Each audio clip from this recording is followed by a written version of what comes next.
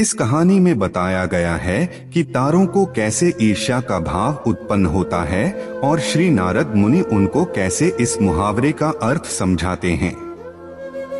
यह अत्यधिक सुंदर और प्रेरणादायक कहानी है। आप इसे पूरा जरूर सुने।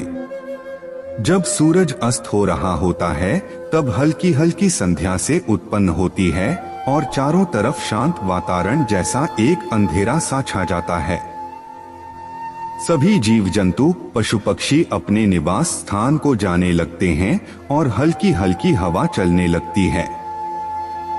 हम जब आसमान की ओर देखते हैं तो सूर्य अस्त होता रहता है, तभी आसमान में तारे टिमटिमाने लगते हैं। कुछ तारे अत्यधिक चमकीले होते हैं परंतु कुछ कम चमकीले होते हैं। अधिक चमकीले वाले तारों पर हमारी नजर जल्दी पहुंचती है, परंतु कम चमकीले वाले तारों पर हमारी नजर बहुत कम ही जाती है। इसलिए हम उन पर ध्यान नहीं दे पाते और उनकी सुंदरता फीकी पड़ जाती है। परंतु उन सब में से एक ऐसा तारा होता है जो अधिक चमकीला होता है, जिसके आने से पूरा आसमान जगमगा जाता है। वह इतना सुंदर और चमकीला होता है कि उसके जगमगाते ही लोगों के चेहरे पर खुशी आ जाती है। उसे हम स्वाति नक्षत्र के नाम से जानते हैं। अत्यधिक चमकीला और सुंदर होता है, जिसके आने से लोग खुश हो जाते हैं। इसीलिए बाकी के नक्षत्र स्वाति नक्षत्र से ईर्ष्या करते हैं और अपनी इस ईर्ष्या की कथा को श्री नारद मुनि को बताते हैं। नारद मुनि उन सभी तारों को समझाते हुए कहते हैं कि देखो, जो भी सब्र करता है उनकी कीर्ति संसार में होती है और मुझे प्रतीत होता है कि आप लोगों में धैर्य नहीं है।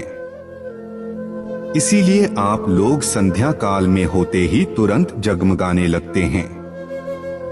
लेकिन स्वाति नक्षत्र अत्यधिक समय के बाद आसमान में निकट आता है, तभी उसकी प्रतिस्पर्धा इतनी अधिक होती है।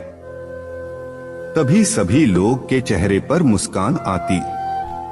इसीलिए कहा जाता है कि हमें सब्र करना चाहिए, क्योंकि उसका फल मीठा होता है। यदि तुम देर में आसमान में टिमटिमाते होते तो तुम्हारा भी महत्व होगा और तुम्हें भी लोग अलग नाम से जानेंगे। नारद मुनि द्वारा समझाई गई बात सभी तारों को समझ में आ गई। सब्र का फल मीठा होता है, यह बात हम सब जानते हैं और इसे हम लोगों ने महसूस भी किया है। मैं हमेशा अपने कार्य को पूरा करने के बाद उसके परिणाम के इंतजार में उतावला हो जाता हूँ, या फिर अपने आने वाले कार्य को पूरा करने के लिए उतावला हो जाता हूँ, जिससे मेरा आने वाला कार्य बिगड़ जाता है।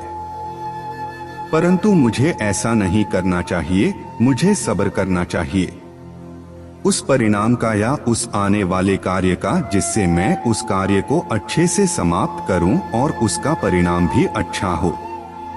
हम जानते हैं जल्दी में लगाया हुआ निशाना हमेशा अपने गोल से बाहर जाता है। हमें धैर्य पूर्वक उस निशाने को भेजना चाहिए, तभी हमें जीवन में सफलता मिलेगी।